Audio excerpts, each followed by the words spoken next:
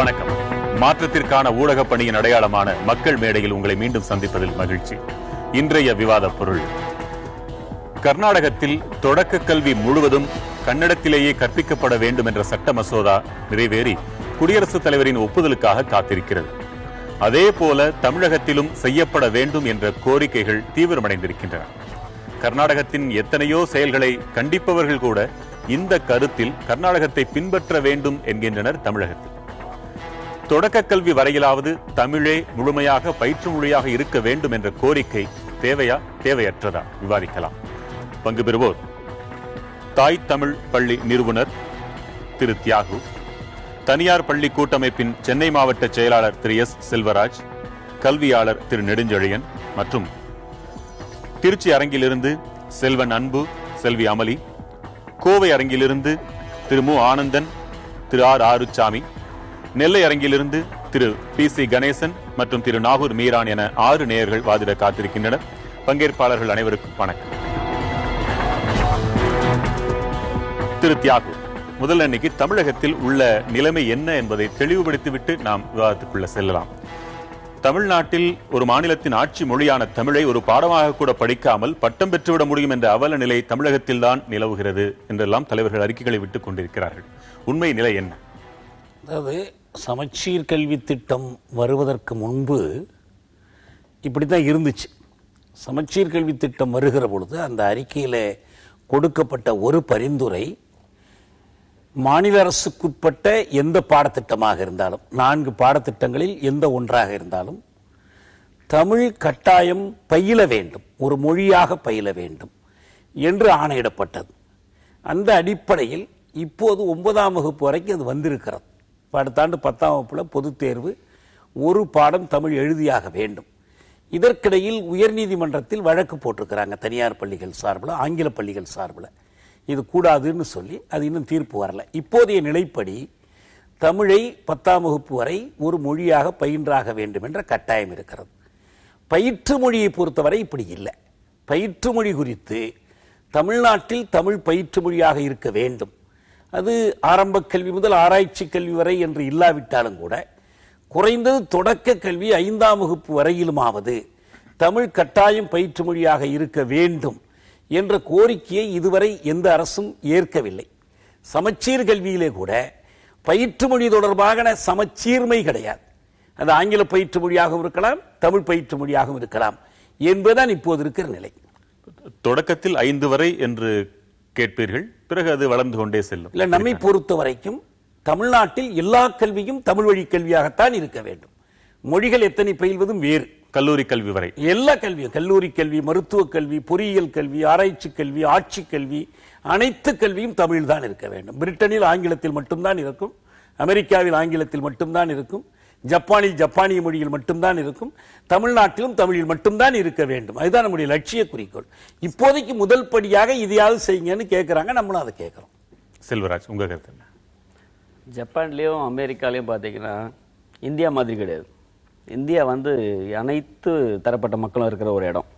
ஒவ்வொரு மாநிலம் வேணால் தனித்தனியாக இருக்கலாமே தவிர, இந்தியான்னு பார்க்கும்போது அதில் எத்தனை மொழிகள், எவ்வளோ தரப்பட்ட மக்கள் இருக்காங்க. இதை நம்ம ஜப்பானோட ஒப்பிடுறதுன்றதே தவறு. அதை விட மேன்மையானது நம்ம நாடு, வேற்றுமையில் ஒற்றுமை காண்றது நம்ம நாடு. ஸோ இந்த விஷயம் வரும்போது ஒரு மொழி சார்ந்த விஷயத்தை மட்டுமே நாம் என்ன சொல்றது, கல்வி பாடத்தையோ ஒரு சமன்பாட்டையோ யாரும் மாற்றி படிக்க போறது கிடையாது. தேசம் முழுவதும் ஒரே சமன்பாடு தான் இருக்க போகுது. அவரவர் மொழியில படிச்சுக்க போறாங்க. என்ன தவறு? அவங்கவுங்க மொழியில படிச்சா வெறும் கவர்மெண்ட் பஸ்ல மட்டும் தான் போயிட்டு வரலாம், ட்ரெயின்ல கூட போக முடியாது. பிற மொழிகளை தெரிந்து வைத்துக் கொள்ள வேண்டாம் அப்படின்னு அவங்க சொல்லவே இல்லையே. பிற மொழிகளை தெரிஞ்சுக்கிறதுக்கான வாய்ப்பை பள்ளியில தானே சார் கொடுக்குறோம். பள்ளிகளில் தானே உங்களுக்கு ஹிந்தியும் இங்கிலீஷும் கற்பித்தரோம். ஸோ சின்ன வயசுலேருந்தே அந்த குழந்தைகளை சொல்லி தரும்போது தானே அந்த மொழி போய் சேர்றது. அப்போ மொழியே கொண்டு வரக்கூடாது, வெறும் ஒரே ஒரு மொழி தான் இருக்கணும்னா எந்த மொழியுமே அவன் கற்றுக்க மாட்டான். கற்றுக்காம அவன் காலேஜ் கிட்ட போயிட்டதுக்கப்புறம் அவன் காலேஜ் முடிக்கிறதுல மட்டும்தான் இருப்பான். முடிச்ச உடனே அவனோட வேலை வாய்ப்பு அதுக்கு போயிடுவான். அவன் எங்கே மொழி கற்றுப்பான், எங்கே நாடு விட்டு நாடு போய் ஒரு விஷயத்தை செய்ய முடியும், ஒரு ஆராய்ச்சி பண்ண முடியும், எதுவுமே பண்ண முடியாது. சரி, விவாதம் கிளம்பட்டும். அடுத்த சுற்றுகளை விடைகளை பெறலாம். திரு நெடுஞ்செழியன், உங்கள் கருத்து என்ன? கல்வி அப்படிங்கிறது இப்போ 17th century 16th centuryலாம் தமிழகத்திலே ஆக்சுவலாக ப்ரொஃபஸர் தரம்பால் அப்படிங்கிறவரோட ரிப்போர்ட் படி 1822 to 1825 7 இங்கிலீஷ் மீடியம் ஸ்கூல் வந்து நார்த் ஆர்காட் டிஸ்ட்ரிக்ட்ல இருந்திருக்கு. பெர்ஷியன் லாங்குவேஜஸ் வந்து 40 ஸ்கூல் இருந்திருக்கு. கோயம்புத்தூர்ல வந்து 3 இங்கிலீஷ் மீடியம் ஸ்கூல்ஸும் வந்து பெர்ஷியன் லாங்குவேஜும் 10 இருந்திருக்கு. அன்னைக்கு வந்து நம்ம வந்து வணிகத்துக்காகவும் நம்ம வந்து கடல் தாண்டி நம்ம வந்து போய் வாணிபம் பண்றதுக்காண்டி வந்து நிறைய வந்து மொழிகளை வந்து தமிழகம் தான் ஒரு மேஜர் இன்ஸ்ட்ருமெண்டலாக இருந்திருக்கு. இன்னைக்கு நம்ம அந்த பழைய வரலாற்றை வந்து மறந்துட்டோம். தமிழும் அவசியம், தமிழோடு சார்ந்த பிற மொழிகளும் மிக மிக முக்கியம். இல்லைன்னா சார் சொன்ன மாதிரி இந்த தமிழ்நாட்டை விட்டு தாண்டி போனால் ஹிந்தி தெரியாது, அங்கிட்டு போனால் நமக்கு வந்து எந்த மொழியும் தெரியாது. தமிழர்களை வந்து நம்ம செக்லூட் பண்ணிடுறோம். இந்த ஒரு குறுகிய வட்டத்துக்குள்ளே கொண்டு வந்து இவங்களை இதுக்குள்ளே தான் இருக்கணும், இதை தாண்டி நீ எதுவும் கற்றுக்கக்கூடாது, உலகம் என்னன்ற மொழியை பற்றியும் மற்ற எதுவுமே வந்து அவங்களுக்கு நம்ம ஒரு இருட்டடிப்பு பண்ணுறோம் அப்படிங்கிறது தான் வந்து முக்கியமாகும். அதனால் எல்லா தமிழும் அவசியம், தமிழோடு சேர்ந்த பிற மொழிகளும் அவசியங்கிறது வந்து வரலாற்று பூர்வமாக ஆதி காலத்துல இருந்து நீங்க வந்து இருந்திருக்கு. ஆனால் பயிற்று மொழின்னு வரும்போது உங்க கருத்து என்ன? பயிற்று மொழி வந்து மாற்று மொழியாக இருக்கிறதுலையும் தவறில்லை. ஏன்னா இன்னைக்கு வந்து ஆசிரியர்கள் வந்து தமிழை நன்றாக படித்த ஆசிரியர்கள் தொடக்கப்பள்ளியில வந்து எங்கேயுமே கிடையாது.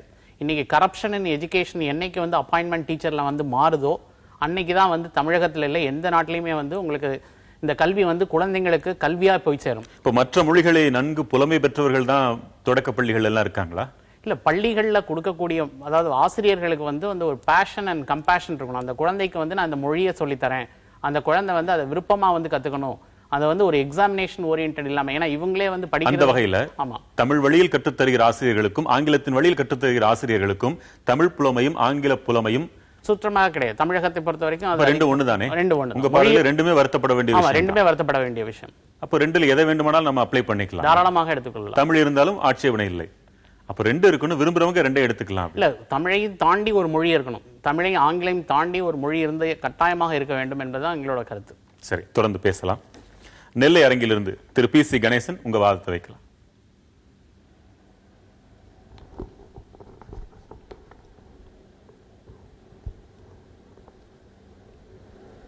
இந்த தலைப்பு பூனையை பார்த்து புலி சூடு போட்டதுங்கிற கதை தான்.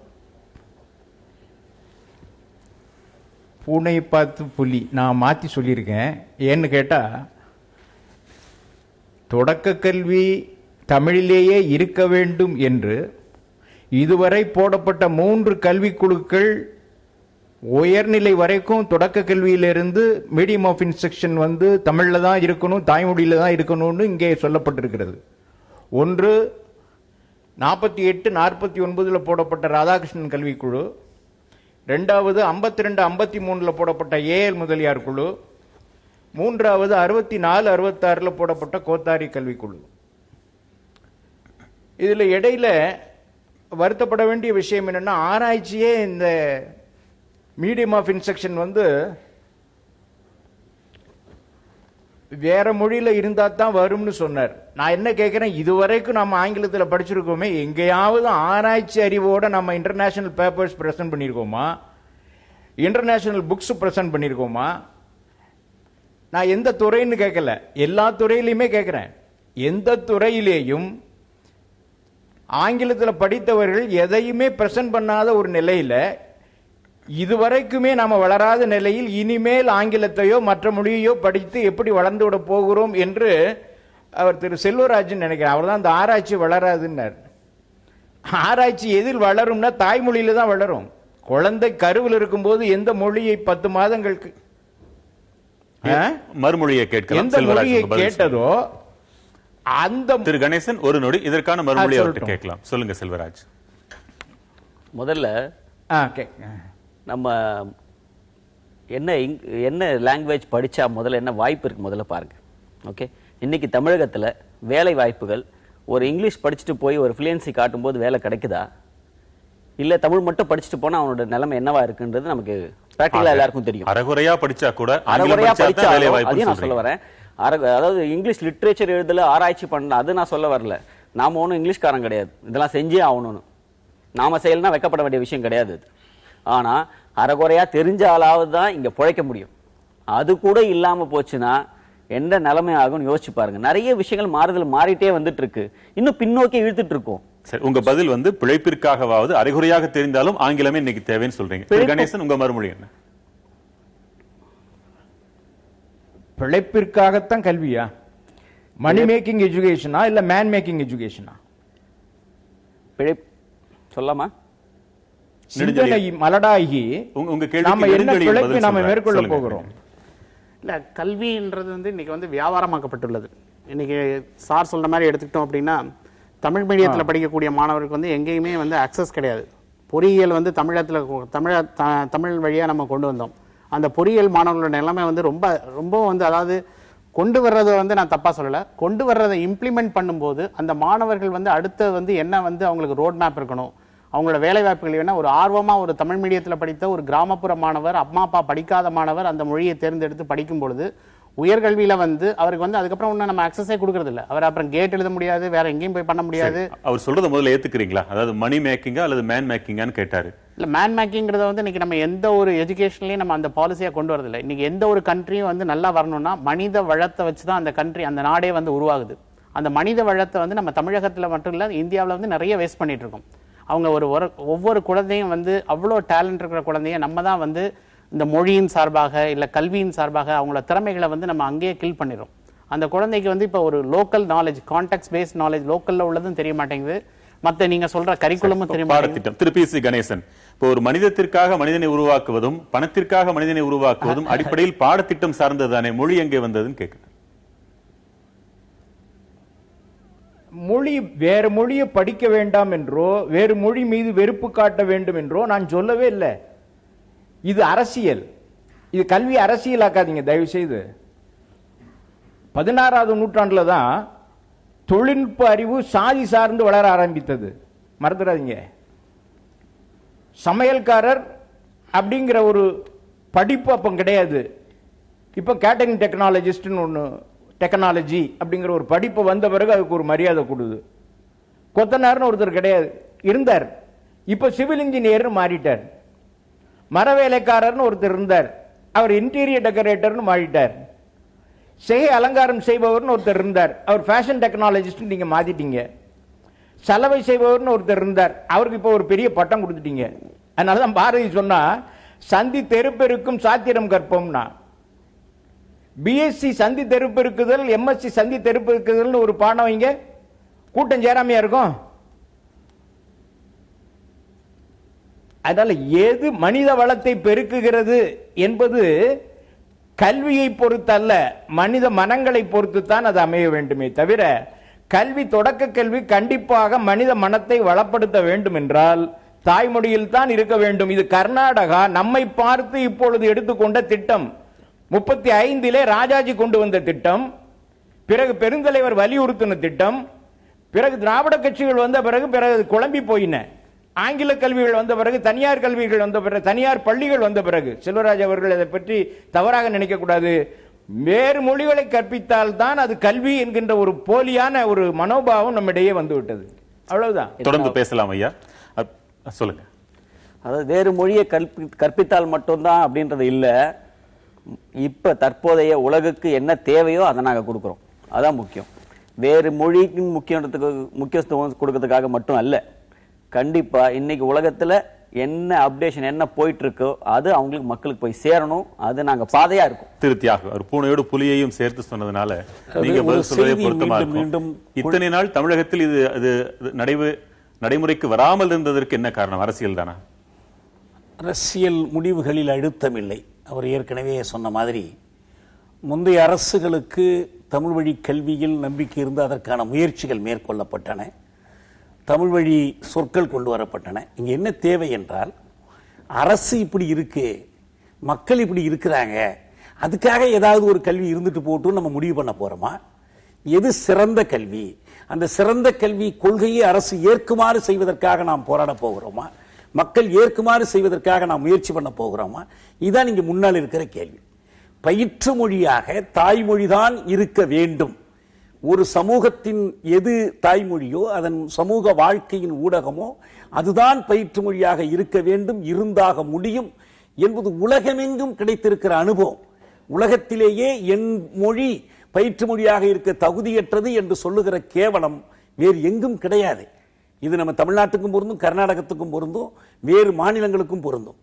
அப்படி இருக்கிறதுனால தான் அவங்க இப்ப இவ்வளவு காலம் கழிச்சு மருத்துவக் கல்லூரி வரை முழுவதுமாக தமிழ் பயிற்று மொழியிலேயே கற்று முடித்த ஒருவர் மறுநாளே ஒரு வெளிநாட்டுக்கு வேலைக்கு செல்கிறார் என்றால் அவருக்கு ஆங்கிலமும் தெரியும் என்றாலும் வெளிநாட்டுக்கு அத்தனை வார்த்தைகளும் உடனடியாக புழக்கத்தில் இல்ல, வந்து முதல் செய்தி ஒன்று புரிஞ்சுக்குவோம். வெளிநாடு இல்ல, நம் நாட்டில் கல்வி கொடுப்பது நம் நாட்டு மக்களுக்கு சேவை செய்வதற்காக தான். முதலாவதாக, உலகில் எந்த நாடும் படிப்பாளிகளை ஏற்றுமதி செய்து தன் வேலையின்மை சிக்கலை போக்கியது கிடையாது. அப்படி எந்த நாடும் செய்தது கிடையாது, செய்யவும் முடியாது. அப்படி வெளிநாட்டுக்கு போகிறவர் வெளிநாட்டுக்கு போய் அந்த மொழியை, இப்ப நான் ஒண்ணு கேட்கிறேன், பேட்ரிஸ் லுமும்பா பல்கலைக்கழகத்திற்கு இங்கிருந்து நாம் மாணவர்களை அனுப்பினோம். அங்கு ருஷ்யன் தான் பயிற்று மொழி. மருத்துவ கல்வியா இருந்தாலும் வானியலா இருந்தாலும் எல்லாமே. அங்க போய் அவங்க படிக்கலையா, பட்டம் பெறலையா, சேவை செய்யலையா? என்ன செஞ்சாங்க? 3 மாதம் ஒர்க்கிங் லாங்குவேஜ் ஆஃப் ருஷ்யன், ருஷ்ய மொழியை செயலுக்குகந்த முறையில் கற்றுக்கொள்வது. நம்ம இங்கிருந்து விண்கோல்ல அனுப்பணும்ல, கூட அனுப்பணும்ல. அவர் என்ன பண்ணார்? அங்க போய் ராகேஷ் சர்மாவோ சுக்லாவோ அவர் போய் ஒரு 3 மாசம் ருஷ்யன் கத்துக்கிட்டு தான் வண்டியில ஏற்றி அனுப்புனாங்க. அதே போல தமிழ்ல நாம் இந்த துறைகளில் வளர்ச்சி பெற்றோம்னா வேறு நாட்டிலிருந்து இங்கு படிக்க வருகிறவர்கள் 3 மாதம் தமிழ் கற்றுக்கொண்டு இங்கு மேற்கல்வியை பெறுவார்கள். நாம் உயர்ந்த நிலையை எதிர்பார்ப்பதா, இன்னொருவனை நத்தி பிழைப்பதை எதிர்பார்த்து கொண்டிருப்பதா? அப்படி அவசியம் இல்லை. இந்தியாவிற்குள்ளேயே பல்வேறு தொழில் நிறுவனங்கள் தங்களுடைய அலுவல் மொழியாக ஆங்கிலத்தை மட்டுமே கைக்கொள்ளும் பொழுது அந்த அலுவல் நிறுவனங்கள் தமிழை கைக்கொள்ளுமாறு நாம் வலியுறுத்துவோம். தமிழ்நாட்டில் தொழில் செய்ய வேண்டும் என்றால், தமிழ்நாட்டு தொழிலாளியின் உழைப்பை சுரண்ட வேண்டும் என்றால், தமிழ்நாட்டுக்கு உனக்கு சந்தை வேண்டும் என்றால் தமிழை தான் நீ கையாள வேண்டும் என்று வலியுறுத்துவோம். இன்னைக்கு செல்பேசி நிறுவனங்கள் தமிழ்ல விளம்பரம் கொடுக்கறாங்களா இல்லையா? வியாபாரம் நடக்கணுங்கிறதுக்காக ஆங்கில எழுத்த கூட தமிழ் சொல்ல முதலில் செய்ய வேண்டியது அதைத்தானே. எதை? இந்த நிறுவனங்களை அழுத்துவதுதான் முதலில் செய்யப்பட வேண்டியது. சமசீரா செய்யணும். இது எது முதல்ல எது முன்னாலங்கிறது அல்ல. தொடர்ந்து முதல்ல பூரா மாத்தி விட்டு அப்புறமா கல்வியை கொண்டு வர முடியாது. ஏனென்றால் கல்வி கற்றவர்களுக்கு அரசு வேலை கொடுக்க வேண்டும், இல்லையில் கல்வி கற்றவர்கள் அரசுக்கு வேலை கொடுக்க வேண்டும். என்னோட கருத்து என்னன்னா, நாங்கள் தமிழ் வேணான்னு சொல்லலை. நான் இங்கிலீஷ் மீடியம் ஸ்கூலில் தான் படிக்கிறேன். அதுக்காக எனக்கு தமிழே சுத்தமாக வேணான்னு நான் சொல்லலை. ஏன்னா எங்களுக்கும் என்னோட தாய்மொழி தமிழ் தான். நான் என் தாய்மொழியும் தெரிஞ்சுக்கணும்னு எனக்கும் ஒரு ஆசை இருக்குது, ஆர்வமும் இருக்குது. நான் எப்படி என் தமிழ் மொழியை கற்றுக்கிறேனோ அதை விட அதிகமாக நான் மற்ற மொழிகளை கற்றுக்கணுன்ட்டு எனக்கு ஆசை இருக்குது. ஒரு மொழியை நம்ம புதுசாக கற்றுக்கிட்டோம்னா அந்த மொழியை நம்ம வாழ்க்கை ஃபுல்லாக மறக்க மாட்டோம். அப்படிப்பட்ட மொழி அறிவு நம்மள்ட்ட இருக்குது. இப்படி இருக்கும்போது நான் அதிக விஷயமாக இருக்கக்கூடிய மொழி இங்கிலீஷ் தான். இங்கிலீஷில் நம்ம இப்போ போஸ்ட் ஆஃபீஸ் போகிறோம்னா அங்கே கொடுக்குற அந்த செலான்லாம் இங்கிலீஷில் இருக்கும். பேங்க் போகிறோம்னா அங்கே இருக்கிற செலான்லாம் இங்கிலீஷில் இருக்கும். இன்சூரன்ஸ் போட போகிறோம்னா அங்கே உள்ள செலான்லாம் இங்கிலீஷில் தான். முக்கியமான எந்தெந்த இடத்துக்கு நாங்கள் போகிறோமோ எல்லாமே இங்கிலீஷில் தான் இருக்குது. எந்த ஃபார்ம் ஃபில்அப் பண்ணுறதுனாலும் அது டோட்டலாக இங்கிலீஷில் தான் இருக்குது. நாங்கள் இப்போ தமிழ்னு எடுத்துக்கிட்டோம்னா எந்த ஒரு முக்கியமான இடத்துலையும் அவ்வளோவா தமிழ் இருக்கலை. ஆனால் அதுக்காக நாங்கள் தமிழ் வேண்டான்னு சொல்லலை. எங்களுக்குன்னு ஒரு சப்ஜெக்ட் தனியாக தமிழ் இருக்கட்டும், ஆனால் அதை விட அதிகமாக எங்களுக்கு மற்ற மொழிகள் தெரிஞ்சுக்கணுங்கிற அந்த ஆர்வமும் இருக்கு. என்கிட்ட ஒரே ஒரு கேள்வி இருக்கு. அது என்னன்னா, அது என்னன்னா, இப்போ தமிழுக்காக ஆதரவாக பேசுகிற எல்லாரும் அவங்களோட வீட்டில் உள்ள பையனோ இல்லை அவங்க பேரனோ தமிழ் மொழியில கற்பிக்க வைக்கிறாங்களாங்கிற மட்டும் அந்த கேள்வி. பேரன்னா யார சொல்றாருன்னு தெரியல. சரி, நீங்களே பதில் சொல்லுங்க. என்னுடைய மகன் எல்லாமே தமிழ் வழி கல்வியில தான் படிக்க வச்சிருக்கிறேன். வேற எந்த தாத்தாக்களை நோக்கி? மகள் படிச்சு பொறியியல் முடிச்சு தாய் தமிழ் பள்ளியினுடைய முதல் மாணவி திலீபா. சரி, பொறியியல் வரைக்கும் படிச்சா. எதுவரை தமிழ் வழி கல்வி கிடைக்கிறதோ +2 வரைக்கும் தமிழ் வழியில் படித்தா. அதுக்கப்புறம் தமிழ் வழி கிடைக்காத போது ஆங்கில வழிக்கு சுலபமா மாறிக்கொண்டார். எல்லா விஷயங்களையும் பெரியவங்களை முதல்ல மாற சொல்லுங்க, குழந்தைகள் அப்புறமா மாறுவோம், எங்களுக்கு பிடிச்சதா இருக்குன்றது அதுல பொருள். அதான். அதே போல என் பெரிய மகள் ICW வரைக்குமே ஆங்கிலத்தை இதுல படிச்சா. பிகாம் வரைக்கும் தமிழ், BL தமிழ், ICW உங்களை நாங்கள் தாராளமா நம்புறோம். படிச்சா வேறு தாத்தாக்களை பற்றி அவர் கேட்டிருப்போம். அதான், அது கேட்கட்டும். அதனால நம்ம அதுல நம்பிக்கை வைத்திருப்போம்ல, உண்மையில கடைபிடிக்கிறோம். அடுத்த செய்தி தம்பி சொன்னதுல ஒரு செய்தி நல்லா புரிஞ்சுக்கிடணும். என்னன்னா, பிற மொழிகள் கற்பதற்கு நாம் எதிரி அல்ல. தமிழ் மொழியையும் கற்க வேண்டும், பிற மொழிகளை கூடுதலாக கற்க வேண்டும் என்று சொல்றார். நான் தமிழ் வழியில படித்தது மட்டுமல்ல, தமிழ் மொழியும் கற்றேன். 5ஆம் வகுப்பு வரை தமிழ் தவிர வேறு பாடமே எனக்கு இல்லை. 6ஆம் வகுப்புக்கு பிறகுதான் ஆங்கிலம் ஒரு மொழி பாடமாக சேர்க்கப்பட்டது. நானா விரும்பி இந்தியும் கற்றுக்கொண்டேன். எனக்கு வாய்ப்பு இருக்கிற பொழுது இன்னொரு மொழியை கற்றுக்கொள்வதில் ரொம்ப ஆர்வமா இருக்கேன். அதில் எந்த மறுப்பும் இல்லை. ஆனால் மொழி கல்வியின் அறிவியல் என்று ஒன்று இருக்கு. எப்படி ஒரு மொழியை கற்றுக்கொள்வது? ஏன் தாய்மொழியை முதல் மொழி என்று அழைக்கிறோம்? ஏன் மற்ற மொழியை 2ஆம் மொழி என்று அழைக்கிறோம்? வெறும் வரிசை மட்டுமல்ல. தாய்மொழியை கற்றுக்கொள்ளுகிற முறை இயற்கை வழிமுறை, நேச்சுரல் மெத்தட் ஆஃப் லேர்னிங். அது தாயின் வயிற்றுக்குள்ளிருந்து தொடங்குது, குழந்தைய பிறந்தையிலிருந்து தொடங்குது, பள்ளிக்கு போவதற்கு முன்பே தொடங்கி விடுகிறது. பள்ளிக்கு போய் அதை ஒழுங்குபடுத்துறோம். அதனால தான் நோம் சோம்ஸ்கி சொல்றார், தாய்மொழியை கற்றுக்கொள்வதில்லை, it is not learning, it is acquisition. அதை அடைகிறோம், நாம் பழக்கத்திலேயே அடைகிறோம். ஆனால் அயல் மொழியை தாய்மொழி வழியாக மட்டுமே கற்றுக்கொள்ள முடியும். இதுதான் டிரான்ஸ்லேஷன். ஒரு சிறிய சந்தேகம், மொழி மாற்று வழிமுறையில் தான் இன்னொரு மொழியை கற்க முடியும். கற்றுக்கொண்டால் தாய்மொழி கற்கிற அதே முறையில் ஆங்கிலத்தை கற்றுக்கொண்டால் அது அசட்டு ஆங்கிலமாக இருக்குமே தவிர முழுமை அடையாது. இப்போ உங்க வார்த்தைகள் இருக்கிற அந்த தாயும் தந்தையுமே தன் குழந்தையிடம் மறந்து போய் கூட தமிழில் பேசிவிடக் கூடாது, அரைகுறை ஆங்கிலமாக இருந்தாலும் பரவாயில்லைன்னு தொடக்கத்திலிருந்து ஆங்கிலம் பேசி கொண்டு வர்றாங்க. அப்ப அவர்களுக்கு ஆங்கிலம் தானே தாய்மொழி. மேகவியாதியை தீர்த்து விட்டோம், மோகவியாதிக்கு இன்னும் மருந்து இல்லை. இது மேட்டுக்குடியினருக்கு மட்டும்தான் பொருந்தும். என்னுடைய மக்கள் குப்பத்திலும் சேரியிலும் வாழக்கூடிய மக்கள். அந்த மக்கள் அப்படி ஆங்கிலத்தில் பேசி குழந்தைகளை பயிற்றுவிப்பதில்லை. அவங்களுக்கு கூட அந்த மோகம் இருக்கலாம், மேட்டுக்குடியினர் ஏமாற்றுவதால் வருகிற மோகம். நம்மை பொறுத்த வரைக்கும் அவர்களுக்கு மிகச்சிறந்த வழி தாய்மொழி கல்விதான். அதில் தான் அவர்கள் வளர்ந்து பிற மேட்டுக்குடியினோடு போட்டி போடுகிற நிலைக்கு வர முடியும். அதற்கு மிகச்சிறந்த வழி தாய்மொழி வழி கல்வி ஒன்று. எனவே பயிற்று மொழியும் பயில் மொழியும் குழப்புறாங்க திரும்ப திரும்ப. தமிழ் வழியில் படிக்க வேண்டும் என்றால் அப்ப இங்கிலீஷ் வேண்டாமான்னு கேட்கிறாங்க. அப்படி நம்ம சொல்லலை. ஆங்கிலமோ வேறு ஏதோ ஒரு அயல் மொழியை படித்துக் கொள்ளட்டும், 1க்கு 2 படித்துக் கொள்ளட்டும், எத்தனை படிக்கிற வாய்ப்பு இருக்கோ அத்தனை படித்துக் கொள்ளட்டும், அதற்கான வசதி வாய்ப்புகளை செய்து கொடுக்கட்டும், அது தனி செய்தி. ஆனால் பயிற்று மொழியாக தாய்மொழி தான் இருக்க வேண்டும் ஒன்று. இரண்டாவது, பயில் மொழியாக, முதல் பயில் மொழியாக தாய்மொழி தான் இருக்க வேண்டும். அந்த தாய்மொழி வழியாக அறிவியல் கற்பது போல, அந்த தாய்மொழி வழியாக கணிதம் கற்பது போல, அந்த தாய்மொழி வழியாகவே ஆங்கிலம் கற்கலாம், இந்தி கற்கலாம், பிற அயல் மொழிகளும் கற்கலாம். இதுதான் முறையான கல்வி அறிவியல். இதை மாற்றும் போது வெறும் குழப்பம் தான் மிஞ்சும். பிற மொழி பேசக்கூடிய எண்ணற்ற மக்கள் தமிழகத்திலும் வாழ்வார்கள். அவர்கள் நிலை இல்ல, நம்ம தான் தெளிவா சொல்லிட்டோம், தாய்மொழின்னு சொல்றோம். தாய்மொழி இந்த கன்னட சட்டத்துல கூட சொல்றாங்க, கன்னடம் அல்லது தாய்மொழிங்கிறாங்க. ஒன்று தெளிவா வைத்துக் கொள்ளும், மொழி வழி மாநிலம் என்ற அமைப்பு வந்ததற்கு பிறகு இங்கு முதன்மை மொழியாக தமிழ் தான் இருக்கும். தமிழை கட்டாயப்படுத்துவதற்காகவே பிற ஒவ்வொரு மொழியும் நாம் கட்டாயப்படுத்த முடியாது. பயிற்று மொழியாக, ஏன்னா தாய்மொழி ஒரு சமூகத்தினுடைய மொழி, ஒரு தேசிய மொழி. இப்ப பாரிஸ் நகரத்தில் பாதி பேர் குறைவான பிரெஞ்சுக்காரர்கள் இருக்காங்க, அராபியர்கள், புதுவை தமிழர்கள், ஈழத்தமிழர்கள் பெரும்பான்மையா இருக்கிறாங்க. ஆனால் பாரிஸ் நகரத்தினுடைய எந்த ஒரு பள்ளியிலும் பிரெஞ்சு மொழிதான் பயிற்று மொழி. பிரெஞ்சு மொழி மட்டும்தான் 5ஆம் வகுப்பு வரை கற்றுத்தரப்படும். 6ஆம் வகுப்புக்கு பிறகு ஏதாவது ஒரு ஐரோப்பிய மொழி சேர்த்துக் கொள்ளப்படும். நீங்கள் உங்கள் தமிழையோ அராபியத்தையோ கற்றுக்கொள்ள விரும்பினால் 3வது மொழியாக கற்றுக்கொள்ள எந்த தடையும் இல்லை, வசதி உண்டு. இதுதான் தமிழ்நாட்டுக்கு பொருத்தமான ஒரு மொழி கல்வி ஏற்பாடு. கோவை ஆனந்தன், இந்த வாதத்தை உங்ககிட்ட ஒப்படைக்கிறேன். நன்றி. தியாகு ஐயா சொன்ன கருத்துக்களை நான் முழுமையாக உடன் பண்ணுறேன். அதுக்கு கூடுதலான சில தகவல்களை நான் இங்கே என்னுடைய வாதமாக முன்வைக்கிறேன். இதில் மற்ற நண்பர்களெல்லாம் இந்த விவாதத்துக்கான பொருளை திசை திருப்புறதான் ஒரு நோக்கமாக இருந்தது. இதில் முக்கியமாக நம்முடைய மாணவர் சொன்ன மாதிரி எந்த மொழியும் படிப்பதில் கற்றுக்கொள்வதில் ஆர்வம் எல்லா மாணவர்களுக்கு இருக்குது, அதற்கான திறனும் மாணவர்களிடம் இருக்குது. எத்தனை மொழி வேண்டுமானாலும் படித்து கொள்ளக்கூடிய கற்றுக்கொள்ளக்கூடிய திறன் மாணவர்களிடையே இருக்குது. ஆனால் இப்போ நமக்கு இருக்கக்கூடிய பிரச்சனை பயிற்று மொழியாக எது இருக்க வேண்டும் என்பது. என்னுடைய வாதம் என்றால் பயிற்று மொழியாக தாய்மொழி தான் இருக்க வேண்டும் என்பது. ஏன்னா இது அறிவியல் பூர்வமாக நிரூபிக்கப்பட்ட உண்மை என்னவென்றால், ஒரு குழந்தை பள்ளிக்கு ஆரம்ப பள்ளிக்கு செல்லும் பொழுது அவனுடைய மூளையினுடைய திறன் அடிப்படையில் அறிவியல் பூர்வமாக ஒரு 10,000 வார்த்தைகளை மூளையில் சேமித்து வைக்கக்கூடிய திறன் இருக்கிறது.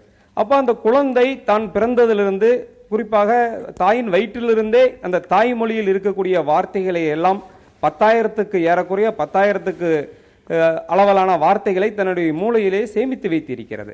அப்பொழுது அந்த குழந்தை கல்வி சாலைக்கு செல்லும் பொழுது ஏற்கனவே தனது மூளையில் இருக்கக்கூடிய வார்த்தைகளை பயிற்று மொழியாக பாடம் படிக்கும் பொழுது மிக எளிதாக அந்த பாடத்தை கற்றுக்கொள்கிறது. ஆக ஏற்கனவே அவனுடைய மூளை 10,000 வார்த்தைகளால் லோடு ஆகி டம்ப் ஆகியிருக்கு. அதற்கு பிறகு வேறொரு மொழியை கொண்டு போய் திணிக்கும் பொழுது அது அவனுக்கு கூடுதல் சுமையாக ஏற்படுகிறது. ஆக கல்வியை பொறுத்தளவுக்கு ஒரு ஆர்வம் இல்லாத சூழ்நிலை அந்த ஆரம்ப மழலையர் பள்ளியிலேயே ஏற்பட்டு விடுகிறது. அறிவியல் ரீதியாக நிரூபிக்கப்பட்ட உண்மை என்னவென்றால், சார், தமிழை வளர்க்கறதுக்கு நிறைய விஷயம் இருக்கு. தாய்மொழியில் கல்வி தான் அதை விட்டுட்டு தரமான எஜுகேஷன் உள்ள தயவு செஞ்சு குறுக்கிடுறது பயணமா இருக்கு. முதல்ல ஹிந்தி வேணான்னு நிறுத்துனீங்க. ஹிந்தி வேணாம், மொழிக்கு சம்பந்தம் இல்லாத வியாபாரமா கல்வி? இது வியாபாரம் இல்ல சார், நல்லா புரிஞ்சுக்கோங்க. மொழி அதுல ஒத்தி வைக்கணும். நாங்கள் மொழியை கொடுக்கிறோம், நிறைய மொழி படிக்கணும்னு சொல்றோம். இதுல என்ன வியாபாரம் இருக்கு? போதுமான காரணங்கள் அவர் சொன்னாரு. 10,000க்கும் மேற்பட்ட வார்த்தைகள் இயல்பிலேயே இருக்கிறது. அவன் இங்கிலீஷ் படிக்க ஆரம்பிச்சிட்டான்னா நாங்க சொல்லும் போதே இங்கிலீஷ்லயே அவன் புரிஞ்சுக்கிறான். ஒன்னும் இதுவெல்லாம் பழைய கதை. இது இன்னுமே நம்ம இதே மாதிரி பேசிட்டு இருந்தோம்னா நம்மளால கண்டிப்பா இது முன்னோக்கி செல்ல முடியாது. புரியுதுங்களா? சோ என்னுடைய கேள்வி பள்ளிக்கே போகாதவர் கூட தமிழ்ல சொன்னா புரிஞ்சுப்பாரு. ஆனா ஆங்கிலம் கற்றுக் கொடுத்த பிறகுதான் புரிஞ்சுக்க முடியும். அப்ப இயல்பு பள்ளிக்கு போகாதவர் கூட தமிழ் ஈஸியா புரிஞ்சிடும். அப்ப தமிழ் இருக்கு, அது ஒண்ணும் ஆகாது. சரிங்களா? பள்ளிக்கு போறோம், இன்னும் 2 லாங்குவேஜ் படிக்கட்டுமே, என்ன பிரச்சனை உங்களுக்கு? தமிழுக்கு எதுவும் ஆகிவிடுன்ற அச்சம் கிடையாது. அதன் மூலமாக படிக்கும் பொழுது இன்னும் புரியாத விஷயம் 2 விஷயம் மட்டும் நான் சொல்ல வேண்டிய சொல்லிடுறேன். ஹிந்தி வேணான்னு எதிர்த்தவங்க எல்லாரும் 90% ஹிந்தி படிச்சாச்சு, எதிர்த்தவங்க. சரிங்களா? அடுத்து சமச்சீர் கல்வின்னு, சமச்சீர் கல்விக்கு எல்லாரும் கொண்டு வந்து சமச்சீர் கல்வியும் கொண்டு வந்தாச்சு. இப்ப மக்களே சிபிஎஸ்இ நோக்கி ஓடிட்டு இருக்காங்க. யாருக்காக கொண்டு வந்தோமோ அவங்க எங்க போறாங்கன்னு பாருங்க. அப்ப யாருக்காக கொண்டு வந்தோம்? சோ இந்த மாதிரி அரசியல் விஷயமாவே போயிட்டு இருக்கு. இது கல்வித்துறையில தயவு செஞ்சு கொண்டு வர வேண்டான்றது என்னோட விருப்பம். இன்னொன்னு என்னன்னா, தமிழ் வேணான்னு யாருமே சொல்ல மாட்டாங்க, அது உயிர். ஓகே, சோ என்ன சொல்றது, மற்ற மொழிகளால மட்டும்தான் நம்ம ஷைன் பண்ண முடியும், நிறைய விஷயங்கள் கொண்டு வர முடியும். நாம அதான் சொன்னேன், நம்ம மாநிலத்தை விட்டு வெளில முடியும். இன்னொன்று பாத்தீங்கன்னா, இந்த விஷயம் இன்னொரு பெரிய பிரச்சனை கலப்போம். என்னன்னா, ஒரு தெருவில், நம்ம தெருவில் இப்ப பிரான்ஸ் எல்லாம் பத்தி சொன்னாங்க, அங்கெல்லாம் வந்து 90% அவங்க இருக்காங்க, இங்க யார் இருக்கும்? எல்லாம் கலந்தவங்க இருக்கும். நம்ம ஸ்ட்ரீட் ஒரு தெருவில் பாத்தீங்கன்னா எத்தனை மொழி சார்ந்த மக்கள் இருக்காங்க. எப்படி நீங்க அவங்க எல்லாரும் தமிழ் படிங்கன்னு பிரஸ் பண்ணுவீங்க? எல்லாருக்கும் ஒரு ஸ்கூல் வைப்பீங்களா? ஒரு மொழி ஸ்கூல் வைப்பீங்களா? எப்படி வைக்க முடியும்? இப்ப 200 ஒரு பகுதியில் 500 குடும்பம் இருக்கு. 500 குடும்பத்துல தமிழ் இருக்கிறது 250 குடும்பம் இருக்கட்டும், மீதி 250 தெலுங்கு, இந்தி இந்த மாதிரி மக்கள் இருக்காங்களா இல்லையா? சரி, மீண்டும் தொடங்கின இடத்திலேயே நிக்கிறோம்னு நினைக்கிறேன். பதில் சொல்லுங்க. அதாவது இந்த இந்திய எதிர்ப்பு என்பது 1965 இந்தி ஆட்சி மொழியாவதற்கு எதிராக நடத்தப்பட்ட ஒரு போராட்டம். தமிழை அடிமைப்படுத்தி இந்தியை அரியணை ஏற்றுவதற்கு எதிராக நடந்த போராட்டம். அந்த போராட்டத்தை நாம் கல்வித்துறையோடு போட்டு குழப்பிக் கொள்ளக்கூடாது, அது மாதிரி கொச்சைப்படுத்தக்கூடாது. அதை ஏத்துக்கிறீங்களா சார்? கல்வித்துறை பாதிச்சுதா இல்லையா? பாதிக்கலாம் ஏத்துக்கிறேன். பாதிச்சுதா இல்லையா? மக்களை அதை புரிந்து கொண்டது தவறாகத்தான் இருந்ததுன்னு சொல்றாங்க. எவ்வளவு ரியலைஸ் பண்றாங்க? ஒரே ஒரு இதுல நீங்க முடிச்சிடலாம் சொல்லுங்க. இல்ல, அடுத்த செய்தி என்னன்னா, மீண்டும் பயிற்று மொழி பயில் மொழி குழப்பப்படுகிறது. பயிற்று மொழியாக தமிழ் தான் இருக்க வேண்டும் என்பதை ஒத்துக்கொள்ளாமல், ஆனா தமிழை கத்துக்கலாம், தமிழ் நாங்க வேணான்னு சொல்லன்னு சொன்னா, நாங்க எல்லாரையும் கூட்டு வீட்டில் வச்சுக்கிறோம், எங்க அம்மா ஒன்றும் நாங்க வேணான்னு சொல்லல, அவங்களையும் ஒரு ஓரத்தில் உட்கார வச்சுக்கிறோம் என்று சொல்வது போன்றது. தாய்மொழிக்கு முதன்மை கொடுக்க வேண்டும், அதுதான் பயிற்று மொழியாக இருக்க வேண்டும். பிற மொழிகளை கற்பதும் கூட தாய்மொழி வழியாகத்தான் கற்பிக்க வேண்டும். இது உலகம் கற்றுக்கொண்டிருக்கிற உண்மை. காந்தியாரை சொல்றோம், அவர் என்ன சொன்னார்? அயலார் ஆட்சியினால் நமக்கு ஏற்பட்ட மிகப்பெரிய தீமை தாய்மொழி கல்வியை புறக்கணித்ததுதான் சொன்னார். தாய்மொழி கல்வியை புறக்கணித்தோம் என்றால் நாம் அடிமைகளாக இருக்கிறோம் என்று பொருள். அடிமைகளாக இருப்பதில் சுகம் கண்டு எல்லோரும் அடிமைகளாக இருங்கள் என்று சொல்வதுதான் தமிழை பற்றி கவலைப்படாதீர்கள், எந்த மொழியில கிடைச்சா நல்லா பிச்சை வாங்கலாமோ, நல்லா ஏமாத்தலாமோ அந்த மொழியை கத்துங்கன்னு சொல்றதுக்கும் இதுக்கும் வித்தியாசமே இல்லை. இன்னொன்னு சொன்னார், நிறுவனங்கள்ல தாய்மொழிக்கே வேலை வாய்ப்பு இருந்தால் தாராளமாக படிச்சிருவாங்கன்னு சொன்னார். அப்ப அந்த நிறுவனங்களை, தமிழ்நாட்டில் நடத்தப்படுகிற நிறுவனங்களில் தமிழ் தான் பயிற்று மொழியா இருக்குன்னு நம்ம போராடினதுனாலதான் இப்ப அந்த தம்பி சொன்னாரு, வங்கிகள்ல ஆங்கிலத்துல தான் இருக்குன்னு. இல்ல, எல்லா வங்கியிலுமே ஆங்கிலத்தோடு தமிழும் இருக்கிறது. காசோலை தமிழ்லயே பெயர் எழுத முடியும். அதை போராடித்தான் பெற்றோம். அதே போல அஞ்சல் அட்டையில தமிழ் கொண்டு வந்தோம், ரயில்வே விண்ணப்ப படிவத்தில் கொண்டு வந்தோம், வலிந்து கொண்டு வந்து இந்தியை திணிக்கிறார்கள் என்றால் இதை போல இந்தியாவின் அத்தனை மாநிலங்களிலும் அந்தந்த தாய்மொழி மட்டுமே இருக்க போகிறது. என்ன தவறு இருக்கு? எந்தெந்த மாநிலங்களுக்கு வேலைக்கு, அப்ப அந்தந்த மாநிலங்களுக்கு பணிக்கு செல்லும் ஒரு தெருவுக்குள்ள 4 மொழிக்காரங்க இருப்பாங்க. தமிழ்நாட்டை என்ன பண்ணுவோம்? தமிழ்நாடு இல்லைன்னு சொல்லிடுவோமா? மொழிவழி மாநிலம் இல்லைன்னு சொல்லிடுவோமா? எத்தனை பேர் அப்படி அரசு பள்ளிகள்ல எங்க மொழி தாய்மொழி? என்ன உண்மை என்றால், ஒரு இயங்காற்றல் மிக்க சமூகம் தன்னில் வரக்கூடிய பிற மொழிக்காரர்களையும் தன் மொழி சமூகத்தோடு இணைத்துக் கொள்ளும். அமெரிக்காவில் போய் ஸ்பானியர்கள் குடியேறினாங்க, பிரெஞ்சுக்காரர்கள் குடியேறினாங்க. ஆனா அமெரிக்க ஐக்கிய நாடுகளுடைய பொது தேசிய மொழியாக ஆங்கிலம் எல்லா மொழிகளையும் பண்பாடுகளையும் உள்வாங்கிக் கொண்டு இயங்குகிறது. அப்படி இயங்குகிற ஆற்றல் தமிழுக்கு உண்டு. அதை நாம் அந்த ஆற்றலை தமிழர்களால் முடியாமல் இருக்கிறது தவிர தமிழால் முடியாம இல்ல. நான் என்ன கேட்கிறேன்னா, இங்க இருக்கிற பிற மாநிலத்தவர்கள் தமிழர்களாக நம்ம இப்பயே வழி செய்திருக்கிறோம். இப்போதே எல்லைப்புறங்களில் அந்த மக்கள், சிறுபான்மை மக்கள், அடர்த்தியாக வாழக்கூடிய மக்களுக்கு, இப்ப கேரளாவுடைய எல்லை ஓரத்துக்கிற தமிழர்களுக்கு தமிழ் வழி கல்வி இருக்கு. இதே பெங்களூர்ல மற்ற பகுதிகளில் தமிழ் வழி கல்வி இருக்கு. தமிழ்நாட்டிலும் எல்லைப் பகுதிகளில் அவரவர் மொழியிலேயே கல்வி கற்பதற்கும் அவர் மொழி தாய்மொழியாக பெறுவதற்கும் வாய்ப்பு கொடுத்திருக்கோம். ஆனால் இவர்கள் சிறுபான்மை மொழிகளை காட்டி யாரை அரியணை ஏற்ற பார்க்கிறாங்கன்னா ஆங்கிலத்திற்கு அவர்கள் வழக்கு தொடுப்பதற்காக சிறுபான்மை மக்களை கருவியாக பயன்படுத்திக் கொள்றாங்க. சிறுபான்மை மக்கள் அவர் ஒரு மொழியை கற்றுக்கொள்வதற்கு என்ன தடை இருக்கிறது? நான் என்ன கேட்கிறேன்னா, அவங்களுக்கு அவங்க மொழி அவ்வளவு முக்கியம் என்றால் ஆங்கிலத்திற்கு பதிலாக அவர் மொழியில் கற்றுக்கொள்ளட்டுமே, என்ன தடுப்பு இருக்கு? தமிழுக்கு பதிலாக கற்றுக்கணும்னு கேட்கும் போதே நாங்க எதிர்க்கிறோம். தமிழ்நாட்டில் தமிழ் முதன்மை பெற வேண்டும், இல்லைன்னா இது தமிழ்நாடு அல்ல. தமிழ்நாடு தமிழருக்கானதாக இருக்காது. மொழி வழி மாநில அமைப்பு தவறாகிவிடும். கன்னடம் கன்னடியர்களுக்கு எப்படி முதன்மையை பெறுகிறதோ அதே போல தமிழ்நாட்டில் தமிழ் கட்டாயம் கற்றுக்கணும். சிற்சில சமரசங்களோடு தான் இதுல ஒரு முடிவுக்கு வர முடியும் போல தோணுது. இல்ல, சிற்சில சமரசங்கள் என்பவை இடைக்கால சமரசங்கள். நீங்க சொன்னீங்கல்ல தொடக்க கல்வி வரைக்குமான, இல்லை, நம்ம ஆராய்ச்சி கல்வி வரை இறுதி வரை அனைத்து கல்வியும் தமிழில் என்று வலியுறுத்துகிறோம். ஒவ்வொரு படியாக நாம கடக்கணும். இப்ப தமிழ்நாட்டை பொறுத்த வரைக்கும் இதுவரை நடத்தப்பட்டிருக்கிற இந்த அரசுகள் ஆங்கில வழியை என்னைக்கு மழை பருவத்திலிருந்து அல்லது முதல் வகுப்பிலிருந்து தொடங்கினாங்களோ அதற்கு பிறகு பயிற்று மொழி பயில் மொழி என்பதை வேறுபடுத்தி பார்த்து தமிழ்நாட்டில் தமிழை பயிற்று மொழியாக எந்த முயற்சியையும் இந்த அரசுகள் செய்ததே இல்லை. இந்த 40 ஆண்டுகளாக இது எதுவுமே நடைபெறவில்லை. முதலாக கர்நாடகம் பயில்மொழி என்கிற பிரச்சனையை மட்டுமல்லாமல் பயிற்று மொழியையும் கையில் எடுத்து தமிழ் 5ஆம் வகுப்பு வரையிலுமாவது கட்டாயம் பயிற்று மொழி என்று சொல்லி இருப்பது வரவேற்கத்தக்க முன்னேற்றம். இப்படிப்பட்ட கட்சிகள் இருக்கக்கூடிய மாநிலத்தில் கட்சிகளை எதிர்த்து போராடி கொண்டே இருந்தால் எங்கள் வாழ்நாட்கள் தான் வீணாகும், அதற்கு பதிலாக பிழைப்பை பார்க்கலாமா என்பது அவர்களுடைய வாதம். என்னுடைய வாதம் என்ன அப்படின்னா கட்டாயம் தொடக்க கல்வியில தமிழ் மொழிங்கிறது அவசியம். அதுக்கு உதாரணமா இப்ப நான் என்னுடைய பக்கத்துல இருக்க என் தம்பி அன்பு சொன்னதே எடுத்துக்கோங்களேன். தமிழ் மொழிங்கிறது எங்களுக்கு தேவைதான், ஆனா அதை விட அதிகமா நாங்க பிற மொழிகளை கற்கிறதுக்கு தான் விரும்புறோம் அப்படிங்கிற பேச்சு இந்த இடத்துல வருது. அதற்கு காரணம் நம்ம தமிழ் மொழி மேலே இல்லாத பற்று. நம்ம தமிழ் மொழியை கற்கணும், நம்ம தமிழ் மொழியை இன்னும் அதிகமாக தெரிஞ்சுக்கணும், நம்ம தமிழ் மொழியில் மென்மேலும் நம்ம படிக்கணும், அடுத்த மொழியை படிக்கிறத விட நம்ம மொழியில் நிறைய கல்வியை நம்ம வளர்த்துக்கணும், நம்ம திறமையை வளர்த்துக்கணுங்கிற நிலைமை இந்த காலகட்டத்தில் மாறிட்டு இருக்கு. இந்த சமூகத்தில் இளைய தலைமுறைகிட்ட அதிகபட்சமாக மாறிட்டு இருக்கு. இப்போ உதாரணமாக எடுத்துக்கிட்டிங்கன்னா நம்ம தாத்தா பாட்டிக்கெல்லாம் ஆங்கிலம்ங்கிறது தெரியாது.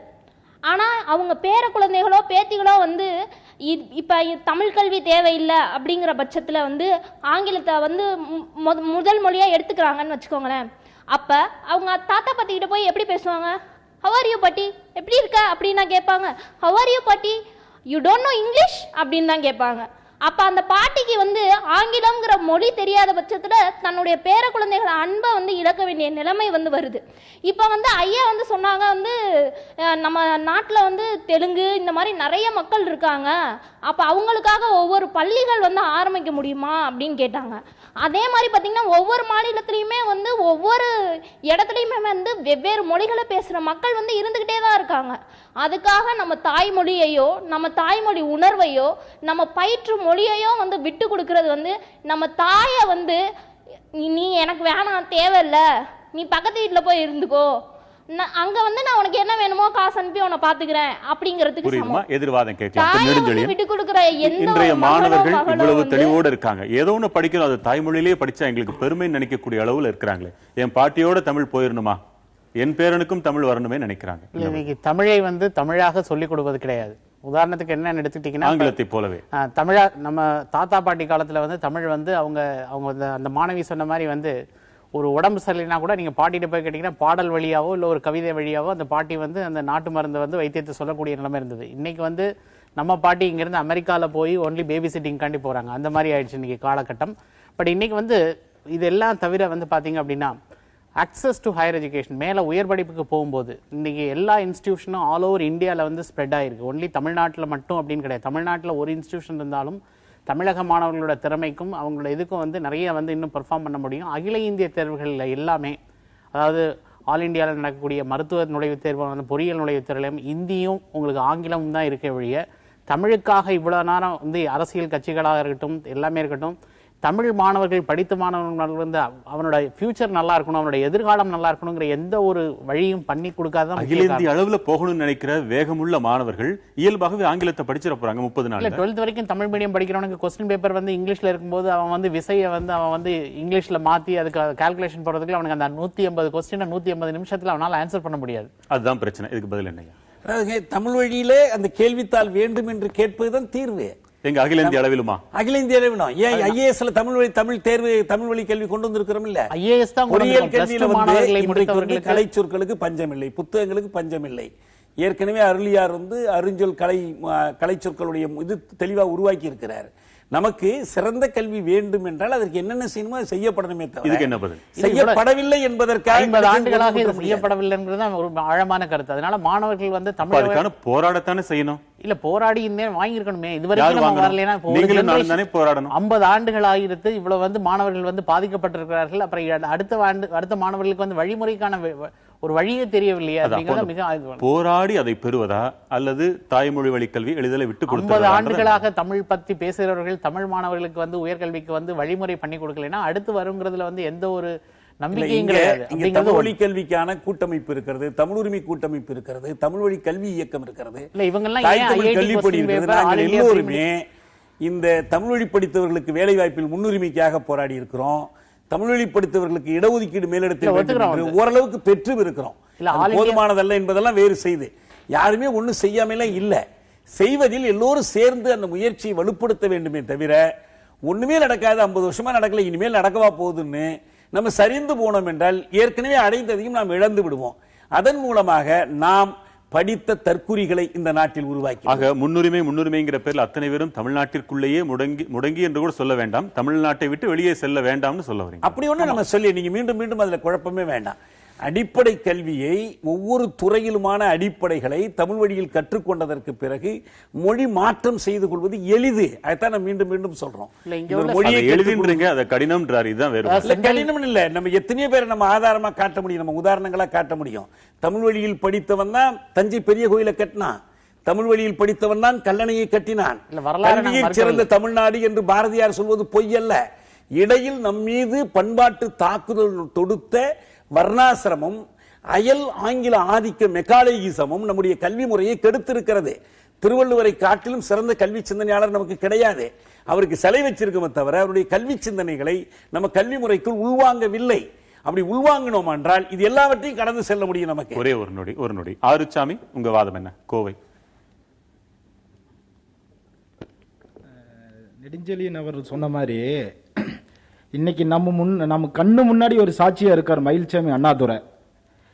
இன்னைக்கு உலகம் முழுவதும் இருக்கிற அத்தனை கோடி மக்களுடைய பார்வை இந்தியாவு மீது பட்டுச்சுன்னா அதுக்கு சந்திராயன் என்கிற ஒரு அருமையான திட்டத்தை வடிவமைத்து குடித்த திட்ட இயக்குனர் மயில்சாமி அண்ணாதுரை தன்னுடைய ஆரம்ப கல்வியினை தமிழ் வழியில் படித்தார் என்பதற்கு அவரே தமிழ் மொழியில் படித்தார் என்பதனை தன்னுடைய திட்டத்துக்கு வெற்றியடைவதற்கு தமிழ் மொழிதான் காரணம் என்பதனை தெளிவாக பல்வேறு நிகழ்ச்சிகளில் தெளிவுபடுத்தியுள்ளார். இதுக்கு மேல நமக்கு ஒரு சாட்சி, தாய்மொழியில படிச்சா நம்மளுடைய முன்னேற்றம் எப்படி இருக்கும் அப்படிங்கிறதுக்கு மிகப்பெரிய உதாரணமாக இன்னைக்கு மயில்சாமி அண்ணாதுரை எடுத்துக்கலாம். பேராசிரியர் முன்னாள் துணைவேந்தர் வசந்தி தேவி எடுத்துக்கலாம். ஏன் நம்ம அணு விஞ்ஞானி அப்துல் கலாமையும் கூட நம்ம உதாரணமா எடுத்துக்கலாம். இன்னைக்கு ஆங்கிலத்துக்கு வக்காலத்து வாங்குறவங்க எல்லாருமே பாத்தீங்கன்னா ஆங்கில மொழியினை வணிக மொழி தான். அது ஆங்கில மொழிங்கிறது ஒரு வணிக மொழி. தமிழ் மொழி அப்படி அல்ல. தமிழ் மொழி என்பது தாய்மொழி. தாய்மொழியில் கல்வி கற்றால் மட்டுமே தான் சிந்தனை திறன் மிக முக்கியமான வேலை வாய்ப்பினை உருவாக்குவதற்கு வெறும் கல்வி மொழித்திறன் மட்டும் காரணமாக இருக்காது, மொழித்திறன் மட்டும் போதாது. அது சிந்தனை திறனை உருவாக்க வேண்டிய அவசியம் ஏற்பட வேண்டும் என்றால் அது பாத்தீங்கன்னா தாய்மொழியில் கற்றால் தான் சாத்தியம். இன்னைக்கு உலகம் முழுமையாக ஒத்துக்கிறேன். அன்னைக்கு வந்து அப்துல் கலாம் சார் படிக்கும் போதோ மயில்சாமி அண்ணாதுரை படிக்கும் போதோ நாமக்கல்லையும் ராமநாதபுரத்திலையும் ஆங்கில வழி பள்ளிக்கூடங்கள் கிடையாது. அன்னைக்கு வந்து இந்த பள்ளிக்கூடங்களே கிடையாது. இன்னைக்கு பிரைவேட் ஸ்கூல்ஸ்ங்கிற எஜுகேஷனே கிடையாது. பட் இன்னைக்கு வந்து எஜுகேஷன் சிஸ்டமே கம்ப்ளீட்டா மாறுது. இன்னைக்கு ஒரு 3 வயசு குழந்தைக்கு நீங்க ஒரு மொபைல் கொடுங்க, அது நீங்க எந்த லாங்குவேஜ்னாலும் கொடுங்க, அது கான்டாக்ட்ஸ் எடுக்கும், அது கேம் எடுக்கும், அது என்ன தேவையோ அதை எடுத்துக்கும். Children are natural learners. நீங்க என்ன கொடுத்தாலும் கத்துப்பாங்க. இந்த we are environmental based learners. எந்த environmentல விட்டாலும் அந்த குழந்தை கத்துக்கும். ஒரு நொடி சொல்லுங்க ஆறுசாமி. அது அவர் சொன்ன மாதிரி இன்னைக்கு வந்து மொபைல் போனோ கம்ப்யூட்டரோ இதெல்லாம் பாக்குறாங்கன்னா அது வெறுமனே குழந்தைகளை பார்த்தீங்கன்னா இயந்திரத்தனமான உருவாக்குறதுக்காக தான் பயன்படுமே தவிர ஒரு மனித நேயமிக்க ஒரு குழந்தையை நம்ம உருவாக்கவே முடியாது. அது தாய் வழியில் தொழில் கற்றால் மட்டுமே. வீட்டுல வந்து நெசவு தொழில் பண்றாங்க, இந்த தொழில் பண்றாங்கன்னா அந்த குழந்தை வந்து நீங்க குழந்தைகிட்ட கொடுத்தா கூட அந்த குழந்தை வந்து அந்த தொழிலை கத்துக்கும். பார்த்துக்கிட்டே அந்த அனுபவத்துல தான் வருது ஒழிய இன்னைக்கு என்வாயன்மெண்ட் தான், இந்த சூழல் தான் அந்த கல்வியை வந்து உருவாக்குதே வழிய, இந்த நல்ல சூழலை அமைத்து தரல அப்படிங்கிறது தான் வந்து இன்னைக்கு வாதமே வழிய. இன்னைக்கு ஆசிரியர் வந்து கமிட்மெண்ட்டோட 100% பேஷனேட்டோட நான் கவர்மெண்ட் சம்பளம் வாங்குறேன், அதை தாண்டி நான் இது என் குழந்தை மாதிரி நான் டீச் பண்றேன் அப்படிங்கிற அந்த கமிட்டட் டீச்சர்ஸ் தாத்தா பாட்டி காலத்துல இருந்த மாதிரி இன்னைக்கு கிடையாது. அதனால கல்வியின் தரம் வந்து குறையுது. தரத்துல வந்து இப்ப ஐயா சொன்ன மாதிரி திருக்குறள் மட்டுமே போதும் தமிழை வந்து நீங்க வந்து பறைசாற்றுறதுக்கு. அதை தாண்டி உங்களுக்கு வேற எந்த ஒரு திருக்குறள் இருந்தா போதும்ன்றீங்க. ஆமா, இன்னைக்கு அதுதான் வந்து முக்கியமான இதே வழிய. அவங்க நல்லா இல்லைன்னு சொல்லி தான் எல்லாம் பிரைவேட் ஸ்கூல் போறாங்க. பிரைவேட் ஸ்கூல்லையும் நல்லா இல்ல, அது நான் அங்க நல்லா இருக்குன்னு சொல்லல. நான் அங்கேயும் கல்வி தரம் நல்லா இல்ல. ஏன்னா இங்க இன்னைக்கு நல்ல இன்ஸ்பிரேஷனோட குழந்தைகளோட நலன் வந்து கருதி நல்லா சொல்லித்தரக்கூடிய ஆசிரியர்கள் கூட்டம் எங்கேயும் கிடையாது. அதனால தமிழகம் வந்து என்னைக்கும் வளர்ச்சி காணும் அப்படிங்கிறதுல எந்த ஒரு இதுவும் கிடையாது. இப்படி அவநம்பிக்கையோட சொல்லிட வேண்டாம். நாகூர் மீரான், நெல்லையிலிருந்து உங்க வாதம் என்ன? சார், தியாகு சார் என்னோட ஒரு கொஸ்டின். அதாவது நான் வந்து 1லேருந்து 12ஆம் வகுப்பு வரைக்கும் தமிழ் மீடியத்தில் தான் படித்தேன். நான் வந்து இப்போ பிஏ ஏரோநாட்டிக்கல் இன்ஜினியரிங் பண்ணுறேன். நான் ஃபர்ஸ்ட் இயருக்கு வரும்பொழுது நான் பட்ட கஷ்டம், நான் ஒரு மொழியிலிருந்து இன்னொரு மொழிக்கு மாறும்பொழுது நான் பட்ட கஷ்டம் வந்து என்னை மாதிரி தமிழ்நாட்டில் எத்தனையோ ஸ்டூடெண்ட்ஸ் வந்து இது பண்ணிட்டு இருக்காங்க. இதனுடைய எஃபெக்ட் என்னன்னா, நிறைய மாணவர்கள் மன அழுத்தத்தினால அவங்க தற்கொலை பண்றதுக்கு நிலைமைக்கு கூட இன்னைக்கு போயிட்டு இருக்காங்க. இதனால நான் சொல்ல வர்றது என்னன்னா, தாய்மொழி என்பதை நான் வேண்டான்னு சொல்ல வரல. ஆங்கிலமும் அவசியம், தாய்மொழியும் அவசியம். நீங்க எதுக்கு தாய்மொழியில தான் கட்டாயம் போயிட்டு இருக்கணும்னு சொல்றீங்கன்னு தான் ஏன்னு தெரியல. ஏன்னா இப்போ நான் வந்து 12th வரைக்கும் தமிழ் மீடியத்தில் படிச்சுட்டேன். நான் பிஏ ஏரோநாட்டிக்கல் இன்ஜினியரிங் இப்போ இங்கிலீஷ் மீடியத்துக்கு வரேன். நான் வந்து இங்கே சரி, நான் நீங்க சொன்ன மாதிரி இதே தமிழ் மீடியமா மாத்தி நான் தமிழ்ல படிச்சுட்டேன் அப்படின்னா நான் வேற வெளிநாட்டுக்கு போக வேண்டிய அவசியம் இல்லை. நம்ம மாநிலத்தை தாண்டி அடுத்த மாநிலத்துக்கு, இப்ப கர்நாடகா பெங்களூருக்கு நான் போறேன், என்ன ஒரு வேலை வாய்ப்பை தேடி போறேன். அப்படிங்கும் போது அங்க இன்டர்நேஷனல் ஸ்டாண்டர்ட் லாங்குவேஜா இருக்கிறது வந்து இங்கிலீஷ். அப்போ அவங்க அந்த என்னுடைய கூட வேலை பார்க்குற சக ஊழியர்கள் என்ன பண்ணுவாங்க, அவங்க வந்து இங்கிலீஷ்ல தான் அதை பத்தி எக்ஸ்பிளைன் பண்ணுவாங்க. அப்போ நான் வந்து அந்த இடத்துல ஒரு படி அவங்களோட கீழே தான் இருக்க முடியுதே தவிர என்னால மேல போக முடியுமா?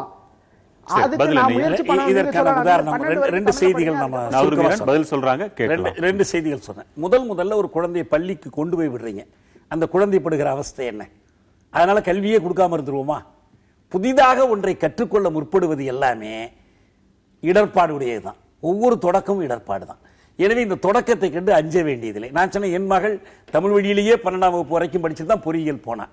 என்னப்பான்னு ஒரு 6 மாசம் முடிச்சா. அதுக்கு பிறகு அவங்க ஆசிரியர் சொன்னாங்க, ஆங்கில வழியில் பயின்று வந்திருக்கிற மாணவிகளை காட்டிலும் தமிழ் வழியில் பயின்று வந்திருக்கிற மாணவிகள் கணிதத்தை, அறிவியலை, பொறியியலை எளிதில் கற்றுக்கொள்கிறார்கள்.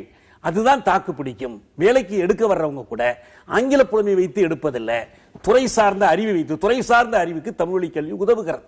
இது ஒரு அடிப்படை உண்மை, மெய்ப்பிக்கப்பட்ட உண்மை. ஒரே ஒருத்தருடைய சொந்த அனுபவத்தை வைத்தாலும் இதை மறுக்க முடியாது. இரண்டாவது, அவர் பட்ட கஷ்டம்ன்றது இயல்பானதுதான். இல்ல நான் அடுத்து சொல்லிடுறேன். அது மட்டும் இல்ல, ஏன் வந்து இப்படி யோசிக்க மாட்டேங்கிறீங்க? அந்த ஏரோநாட்டிக்ஸ் மற்ற கல்வியையும் ஏன் தமிழ் வழியில் கொடுக்க முடியாது? தமிழ் வழியில் மாற்ற முடியாது. மாற்றிய பிறகு அந்த அறிவை ஆங்கிலத்துக்கு மாற்றிக்கொள்ள முடியுமா, முடியாதா? நான் 12ஆம் வகுப்பு வரைக்கும் தமிழ் வழியில் படித்தேன். கல்லூரிக்கு போன உடனே சொன்னாங்க, தியாகு இனிமேல் நீங்க இங்கிலீஷ்ல தான் கிளாஸ் கேட்கணும், படிக்கணும், இங்கிலீஷ்லயே பேசுங்க என்றெல்லாம் ஆசிரியர் சொன்னார்.